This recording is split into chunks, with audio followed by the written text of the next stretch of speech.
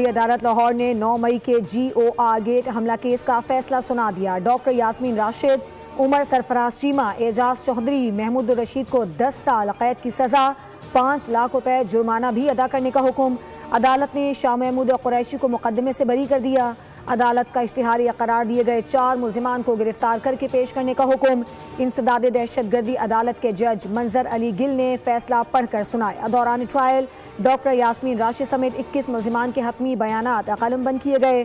Prosecution की जानिब से 56 गवाहों को पेश किया गया। दौरान ट्रायल 4 मुल्जिमान को इश्तिहारी करार दिया गया था।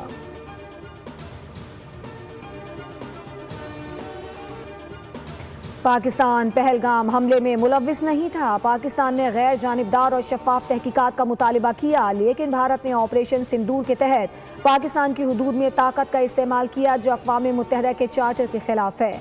अक़वाम मुत्तहिदा के माहिरीन ने पाक भारत जंग पर रिपोर्ट जारी कर दी। कहा, भारत पहलगाम हमले में पाकिस्तान की रियासती सतह पर मुलव्वस होने के शवाहिद पेश न कर सका।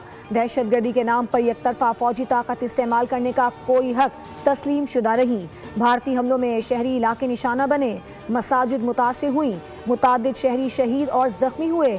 पाकिस्तान ने सलामती काउंसिल को मुत्तला किया कि वो दिफा का हक रखता है, जबकि भारत ने सिक्योरिटी काउंसिल को बाज़ाब्ता इत्तला नहीं दी। हर साल कौम का अरबों रुपए का कीमती सरमाया स्मगलिंग की नज़र होता है। पाकिस्तान कस्टम्स की कामयाब कार्रवाइयों से स्मगलिंग में खातिर खा कमी आना काबिल सताइश है। वज़ीर आज़म शहबाज शरीफ की ज़ेर सदारत FBR की कारकर्दगी से मुतालिक इजलास। टैक्स चोरी के खिलाफ इक़दाम को मज़ीद तेज़ करने की हिदायत। कहा, टैक्स चोरी और स्मगलिंग के खिलाफ किसी किस्म की नरमी नहीं बरती जाएगी।